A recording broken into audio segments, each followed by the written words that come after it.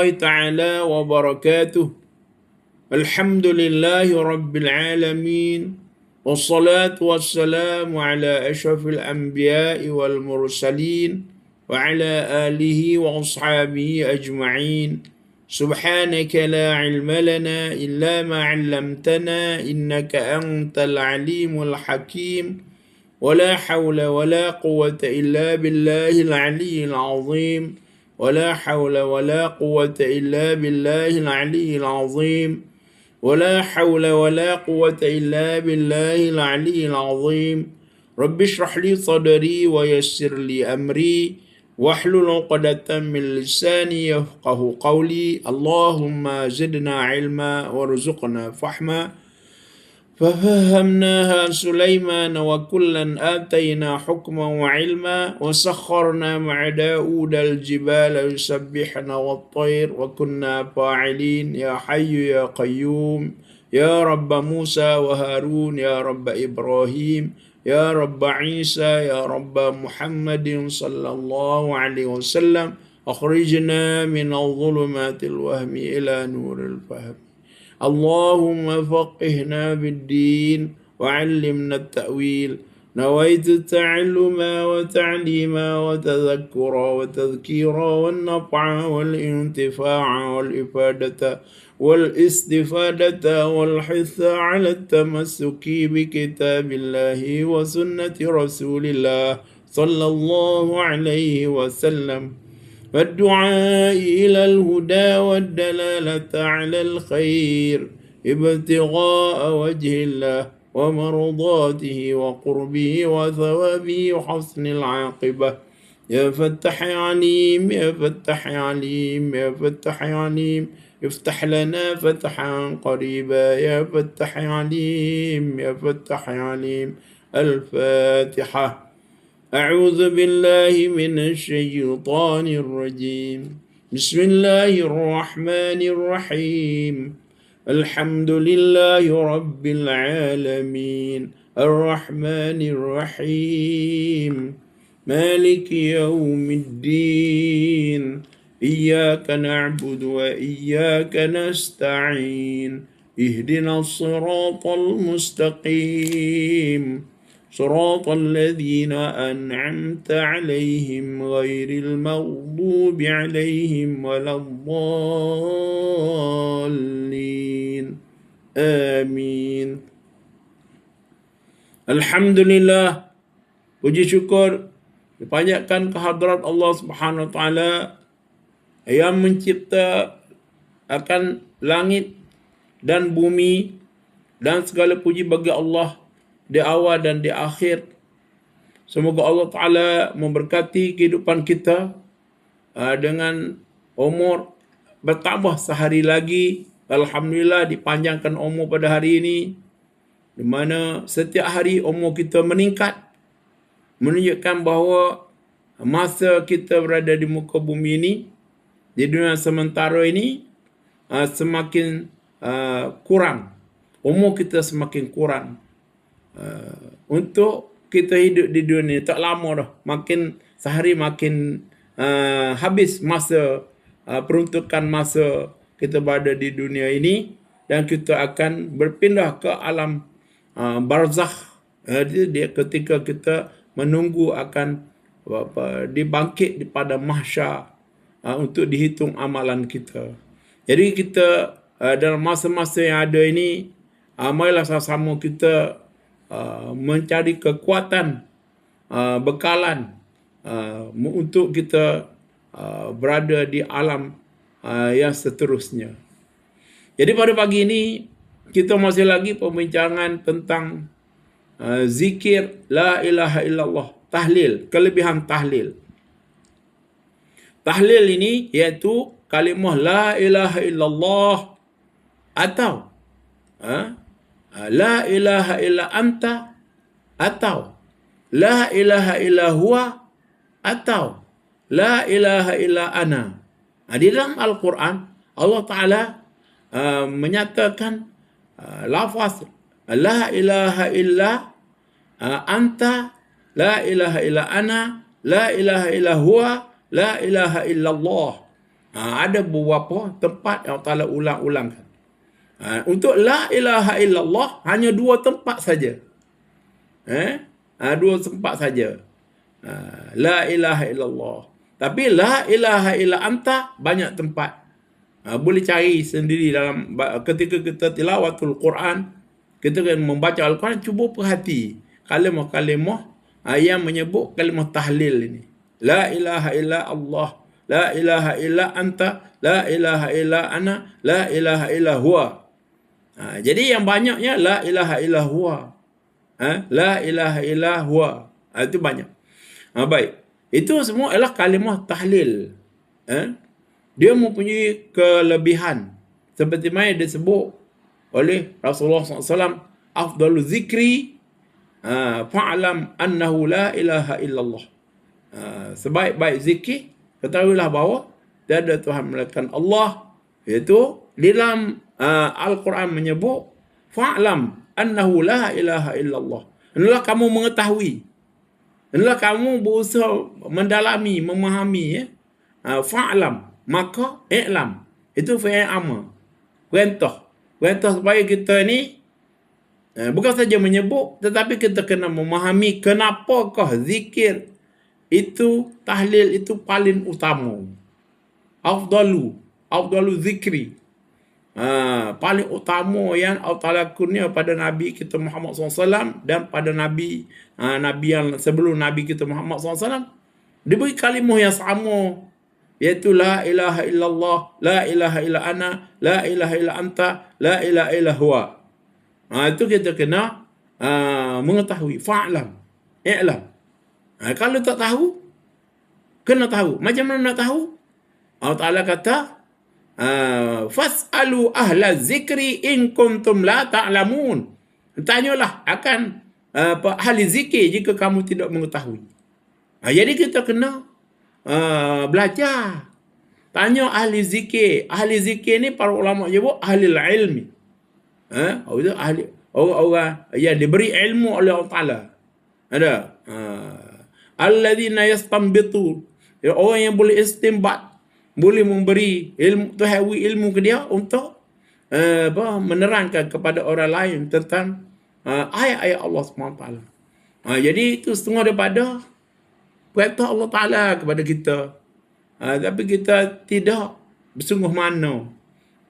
Sungguh ke muka lain. Jadi kita lain tu bersungguh jugalah. Muka itu urusan hidup kita. Tapi hak ni kena bersungguh juga. Iaitu untuk kita memahami kenapakah zikir la ilaha illallah paling utama. Rasulullah SAW apabila mendengar seorang sahabat lah berdoa, dia berdoa, Allahumma inni as'aluka bi anni ashhadu annaka antallah la ilaha illa anta al-ahadus samad alladhi lam yalid wa lam yulad wa lam yakul lahu kufuwan ahad. Jadi Rasulullah dengar sahabat yang berdoa tu, sudah semaya tu, Rasulullah tanya siapa dia berdoa macam tu tadi tu. Rasulullah. Jadi Rasulullah, siapa yang berdoa macam tu? Sebab Rasulullah tak ajar apa dia berdoa. Pandai-pandai dia. Tapi Rasulullah akui doa dia. Rasulullah kata, bacaan dia tu, itulah Ismullahul Azam. Siapa yang berdoa dengan Ismullahul Azam akan mudah mustajab doa dia. Jadi itulah kebesaran kalimah la ilaha illallah, la ilaha illa anta, la ilaha illa ana, la ilaha illa huwa. Adalah Al-Quran Allah Ta'ala menyebut.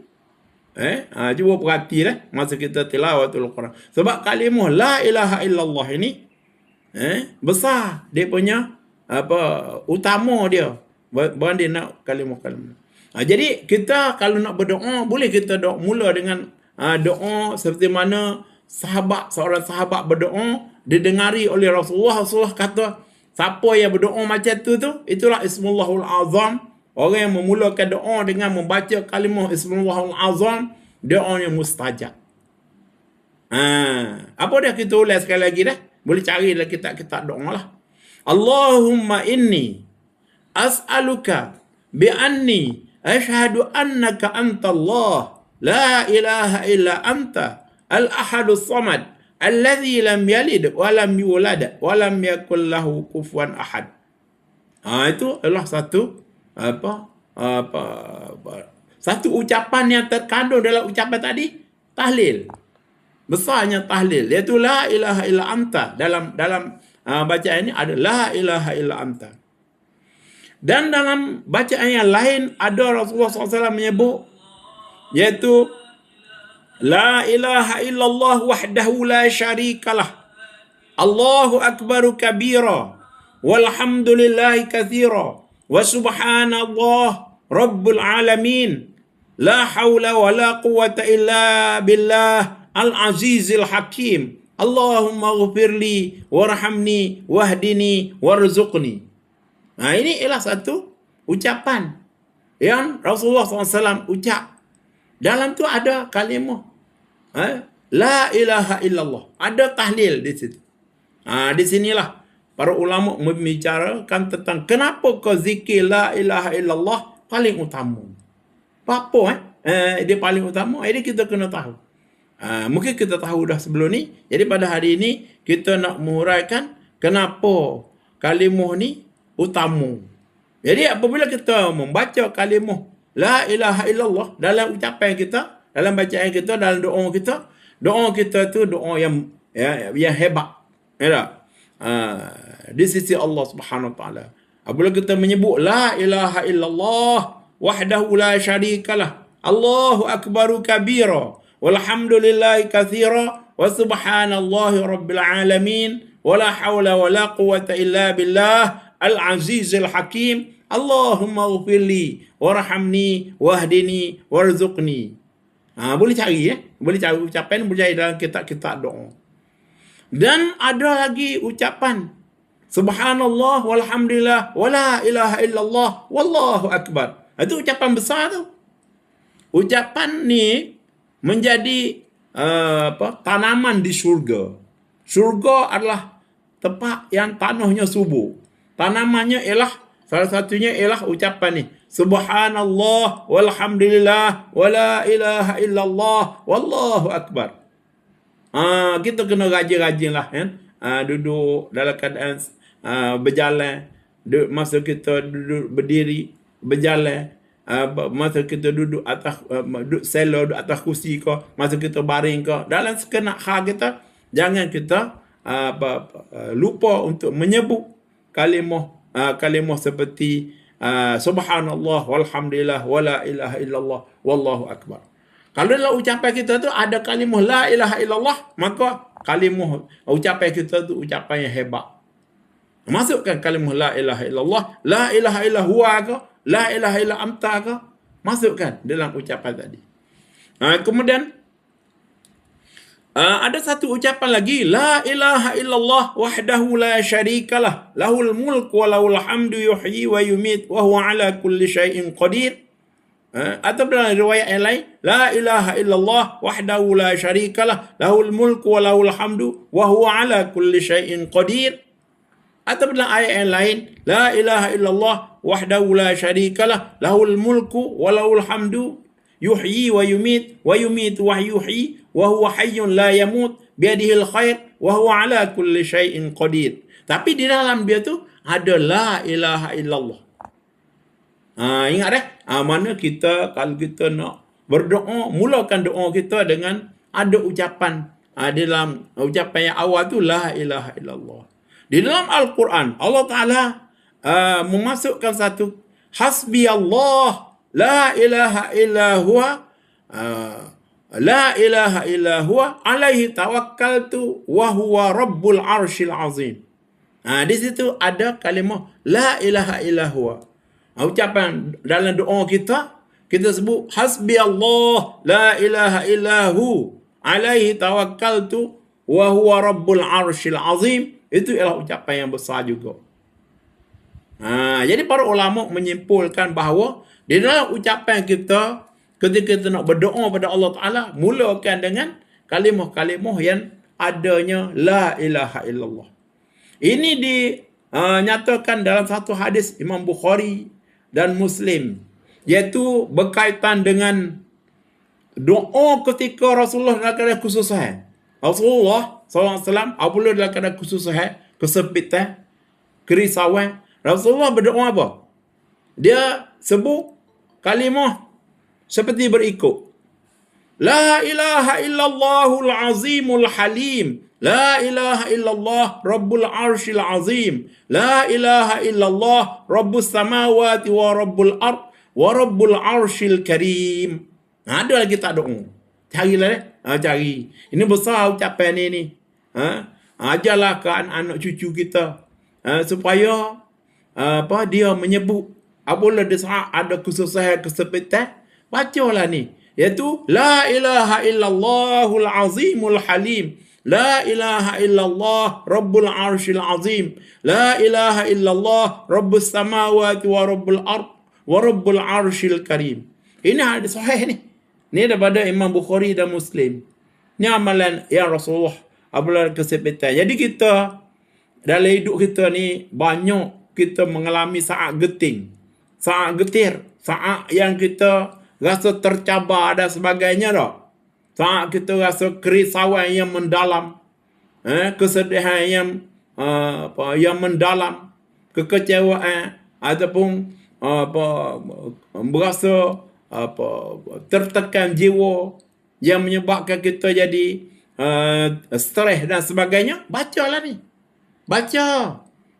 Kerana ini adalah ucapan yang hebat, iaitu la ilaha illallahul azimul halim.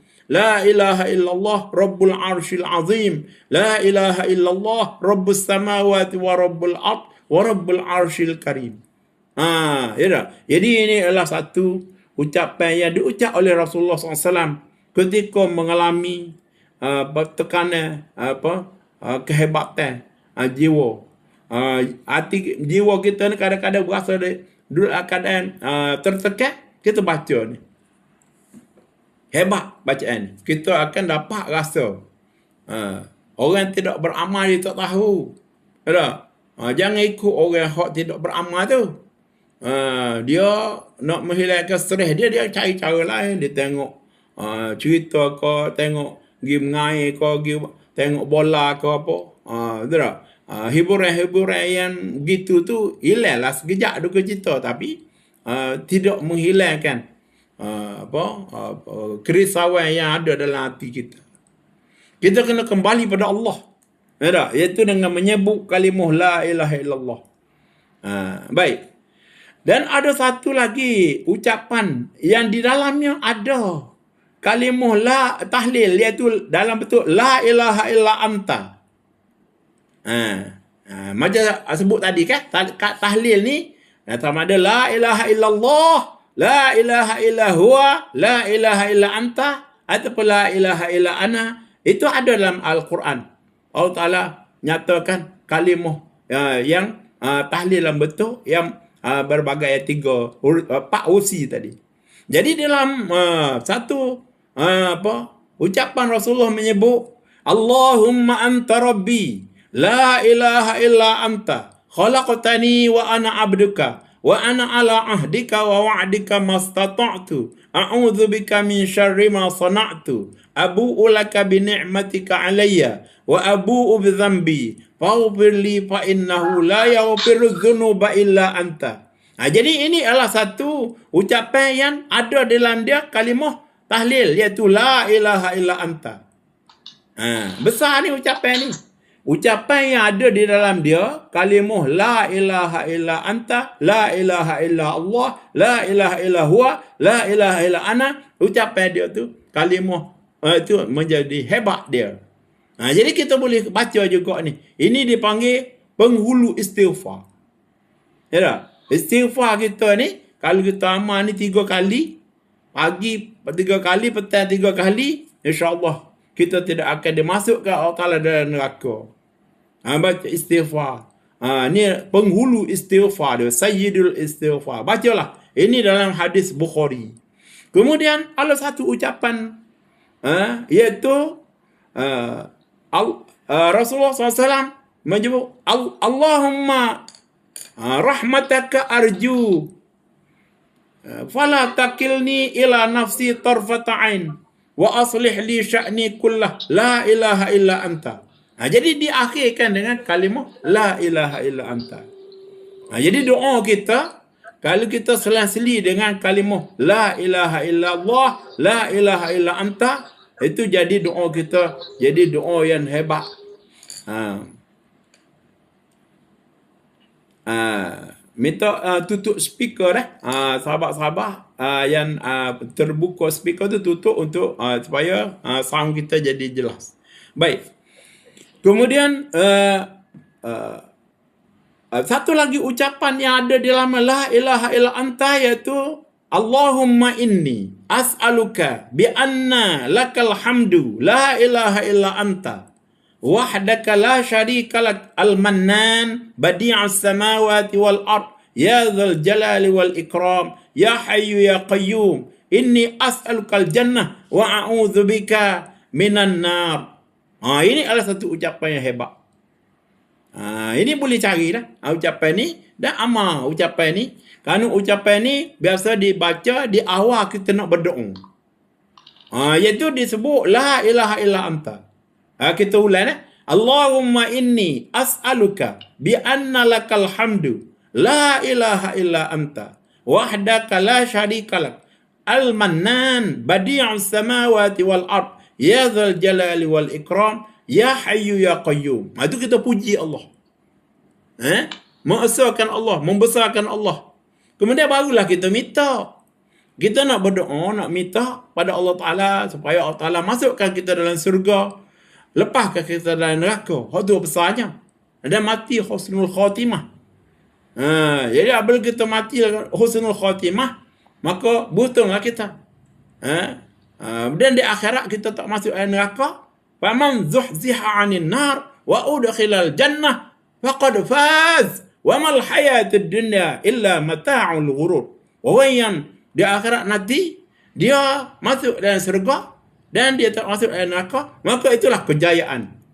Sesungguhnya hidup dunia ini adalah mata'ul ghurur, iaitu kesenangan yang menipu daya.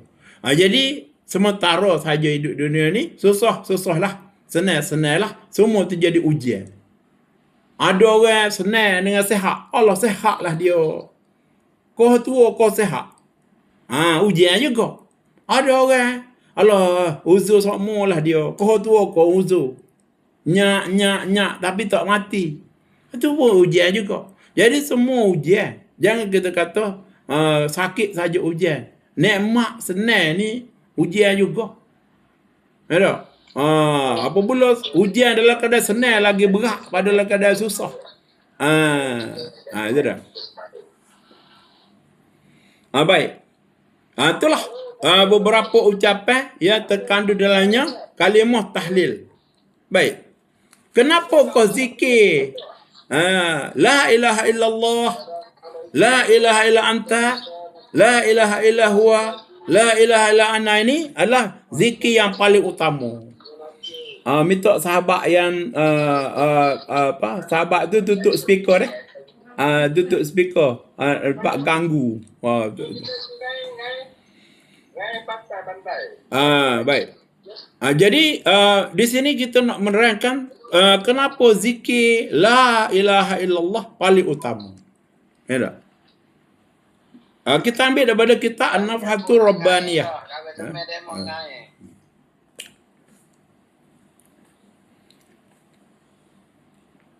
Minta kerjasama sahabat tutup speaker jadi masuk dalam kita ganggu bunyi. Kenapa ke zikir la ilaha illallah paling utama? Ya tak? Bapa? Kata dengan pengarang kita An-Nafhatul Rabbaniyah, dia kata la ilaha illallah itu ataupun la ilaha illa anta ataupun la ilaha illa huwa ataupun la ilaha illa ana tu, pak lafaz ni apa hebat dia tu? Muhammad Farhan tutup speaker.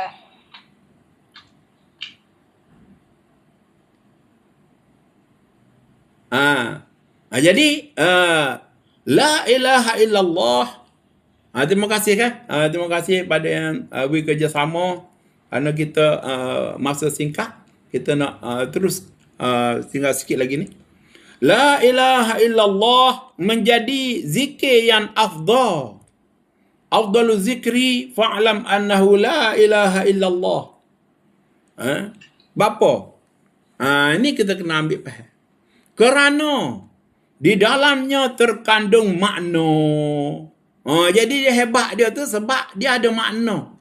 Makna yang tiada terdapat dalam mana-mana zikir yang lain. Jadi kalau sebut makna ni, kena belajar dah lah. Sebab kalau kita tengok sesuatu benda, benda tu nak tunjuk ke gap. Kita tengok isyarat. Kita tengok label no entry. Kita boleh tahu lalu. Makna no entry ni tak boleh nak masuk jalan tu. Jadi kita boleh itu mana jadi maknanya kalimah la ilaha illallah ni ada makna yang menunjukkan tu. Tu kita kena belajarlah. Apa boleh sebut makna. Sebab itulah Allah Taala menyeru fa'lam annahu la ilaha illallah. Sebab itulah Allah Taala menyeru hendaklah kamu belajar, i'lam. Itu perintah. I'lam annahu la ilaha illallah. Itu dah. Fa'lam annahu la ilaha illallah sebab itu ada makna tu. Allah Ta'ala menyebut dalam Al-Quran, la ilaha illallah, tiada Tuhan melainkan Allah. Itu segi terjemahan dia. Itu bukan makna lagi tu. Baru terjemuh, baru alih bahasa Melayu. Dah.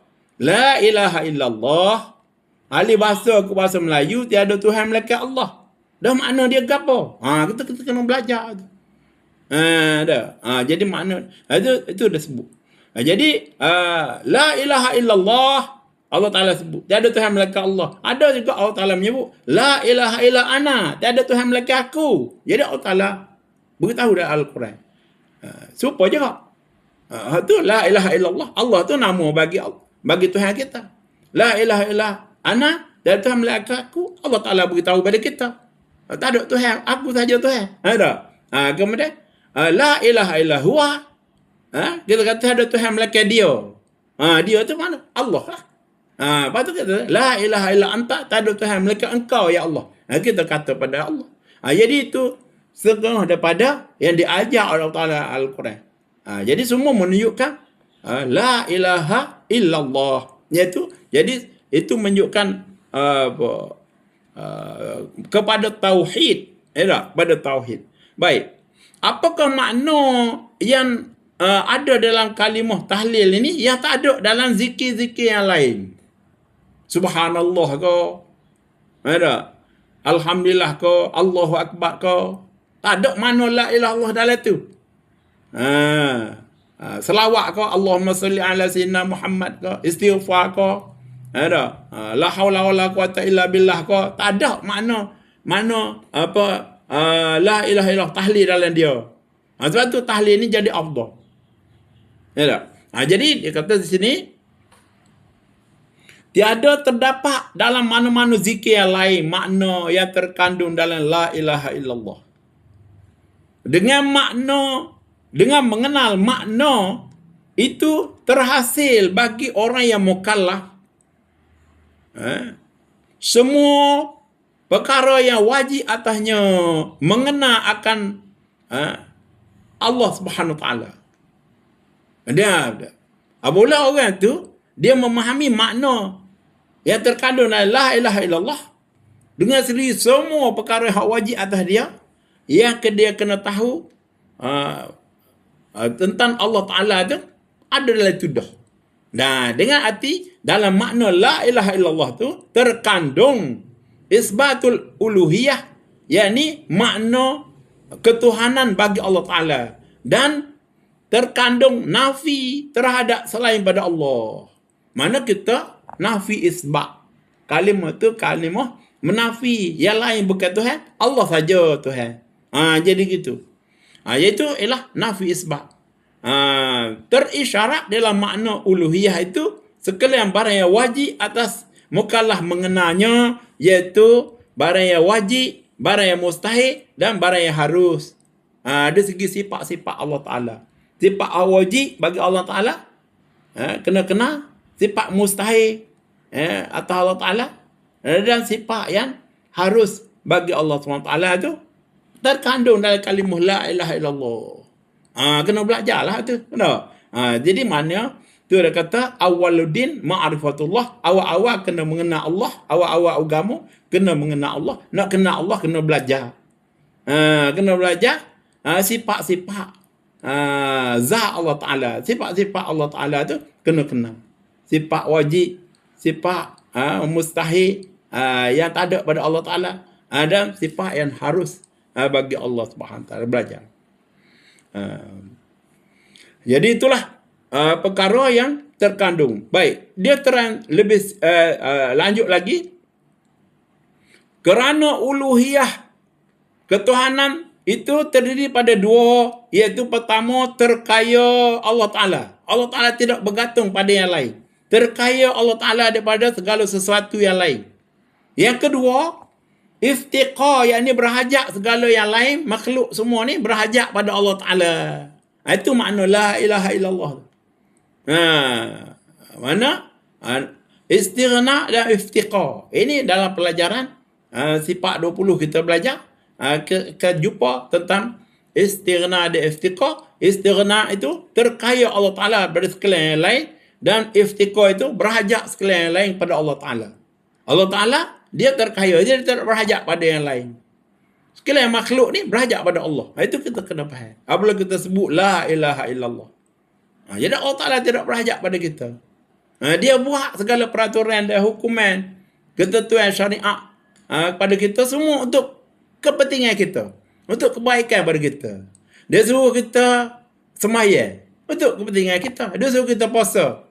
Dia suruh kita mengeluarkan zakat. Dia suruh kita mengerjakan haji. Itu semua perintah Allah Ta'ala untuk kebaikan kita belaka. Dia suruh kita berkahwin dengan cara munakahah yang betul.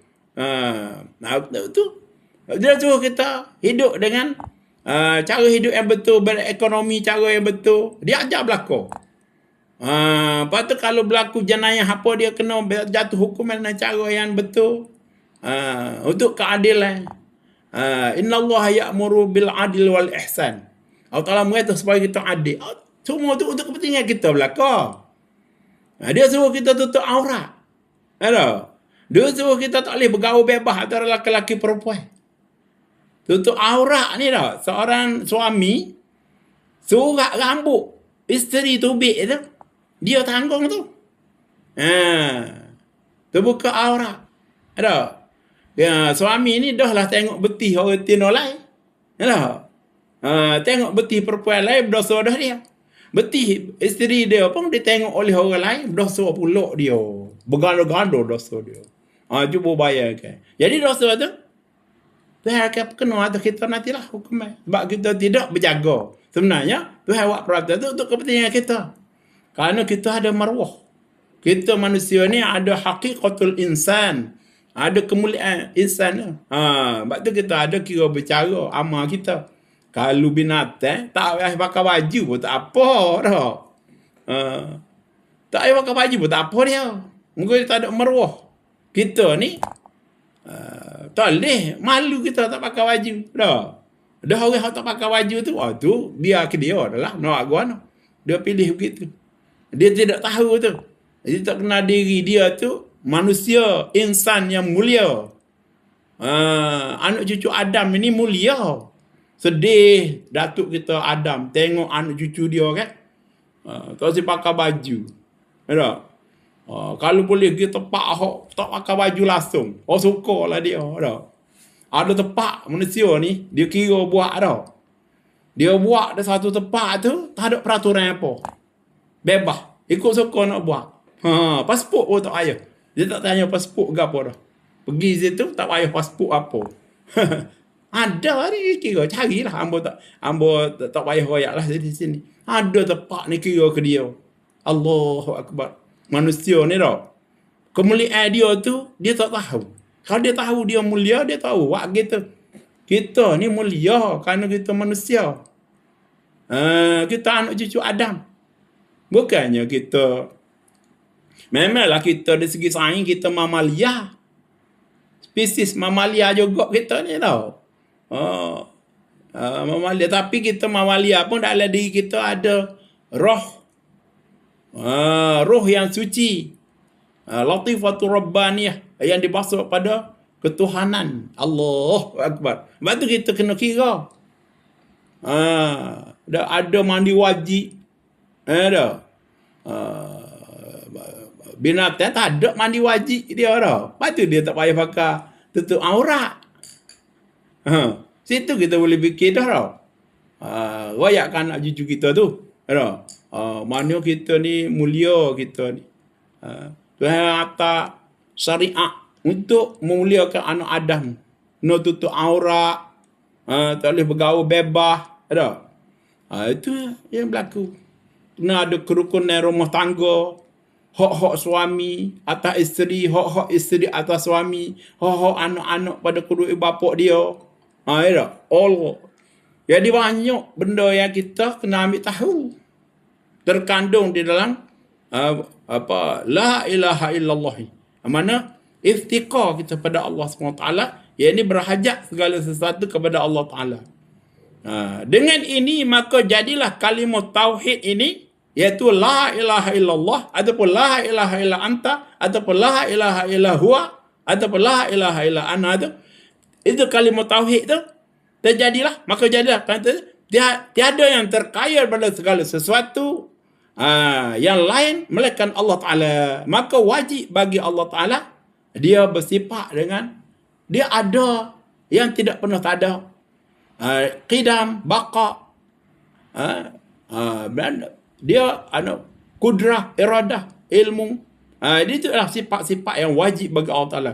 Kerana jikalau tiada wajib baginya sifat-sifat tu, jadi dia tidak ada sifat ketuhanan. Jadi wajib bagi Allah Ta'ala mempunyai sifat ketuhanan. Kalau dia jadi baharu. Jadi perkara baharu, perkara yang perlu pada itu menafikan sifat-sifat yang wajib bagi Allah Ta'ala. Allah Ta'ala bukan perkara baharu. Allah Ta'ala ini ialah zat yang qadim. Yang menciptakan yang baharu ini. Jangan bertukar. Sedangkan tiap-tiap yang baharu ni berhajat kepada yang mencipta dia dan yang mengubah-ubahkan ciptaan tadi. Siang malam, matahari naik turun, pagi cerah, terbit cahaya kuning. Comel tau. Waktu kalau orang duduk di luar rumah, cuba hayati waktu Isra'. Orang yang dalam perjalanan, bawa kereta kau nak pergi tempat kerja kau. Isra' ni berkurang pukul 7 lebih sikit. Belum masuk duha tu kan. Isra'. Dia cahaya kuning. Kuning ni ialah comel. Cahaya kuning. Cahaya kuning dia kuning lembut. Tenang kalau duduk tepi patan, nampak cahaya kuning tadi. Cahaya Isra' tu. Cahaya mula-mula matahari terbit. Itu jamal. Keindahan Allah SWT. Jamalullah. Kita berasalah. Rugi orang tak rasai. Batu sunat kalau kita hari-hari tertentu kita pilih. Duduk atas masjid. Pergi semaya subuh berjemaah. Duduk berzikir baca Quran kau, tunggu waktu Isra'. Masuk dia terbit cahaya kuning. Tu jalan.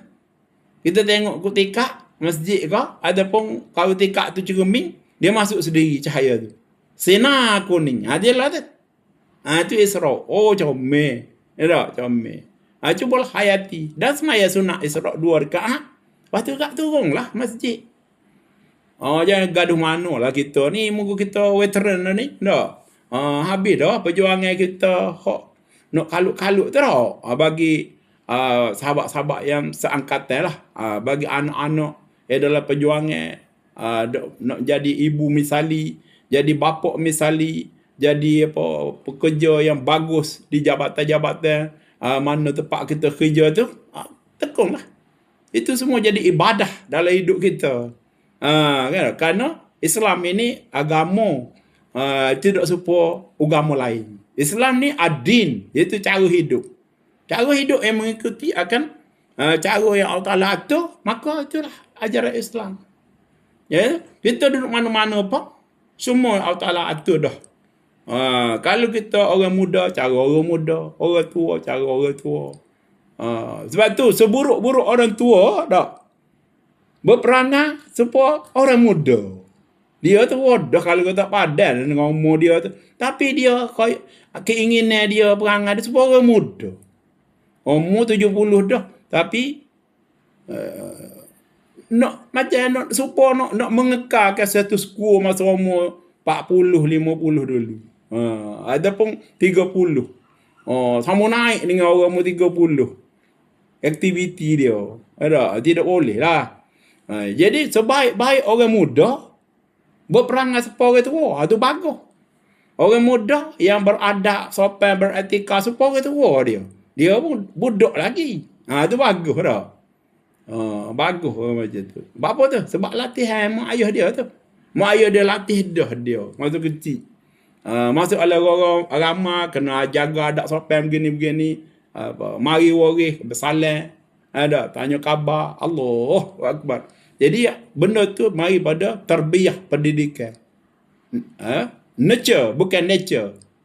Ulama kata nurture, kena didik benda-benda tu. Bukan nature, dia tak jadi sendiri.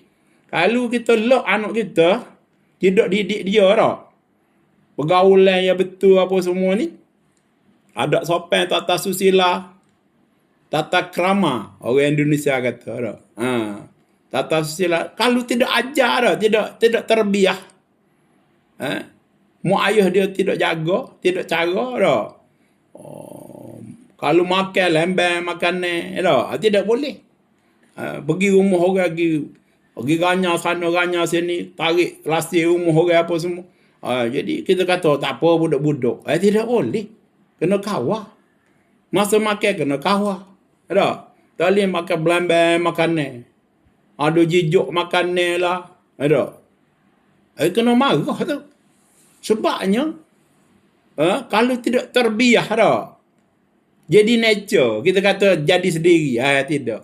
Dia jadi sendiri juga. Jadi hak tak betul. Jadi ikut nafsu, ikut bebas begitu. Sungguh. Kalau tidak ada asuhan masa kecil, tunggulah masa besar, dia akan kerah. Payahlah. Sebab tu, nurture. Kena didik. Nurture bukan nature. Manusia ni dia ada pendidikan. Kena didik. Jadi tanggungjawab ibu bapa lah mendidik anak-anak supaya jadi muda dia. Tapi pandai sampai satu kira cara ni orang. Soft skill dia ada. Kalau di sekolah, di universiti kat, pesyarah duduk sibuk soft skill. Tu payah tu. Soft skill ni main masa kecil lagi. Ya dah.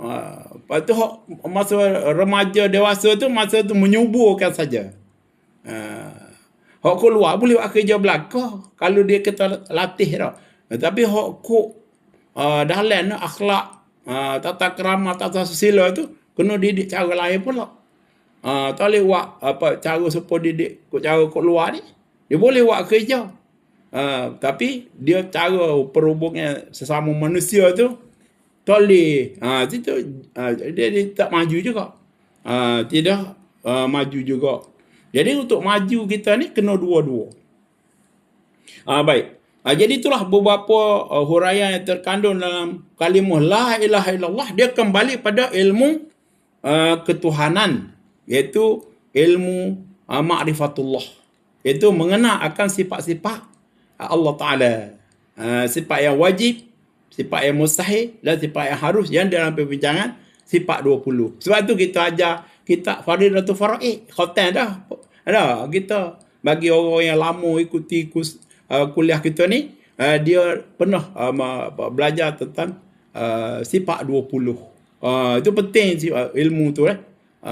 Janganlah kita terpengaruh dengan orang yang tak faham. Dia kata tak penting. Ataupun benda tu akan dapat sendiri. Tidak, dia kena belajar. Kena menekuni. Belajarlah kitab-kitab hak mudah seperti kitab Faridatul Faraid. Kitab yang rekah-rekah. Yang boleh kita faham. Khususnya orang yang dewasa ni sepatutnya kena kalau kita tak faham lagi. Belajar kita faedah sekurang-kurangnya. Dulu tutup lebar masuk kampung tu ngajar kita perdoaan ya. Faedah musolli.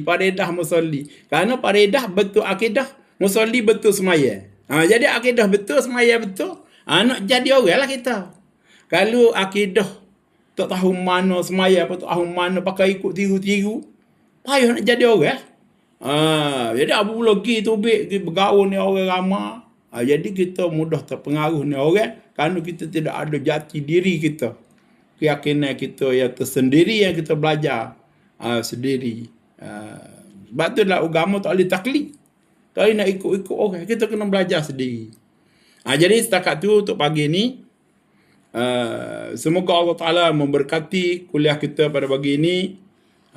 Semoga Allah Ta'ala sentiasa memberi taufik dan hidayah pada kita, dan kita berada di atas jalan kebenaran. Aqul qawli hadha wa astaghfirullahal azim li wa lakum. Wassalamualaikum warahmatullahi taala wabarakatuh.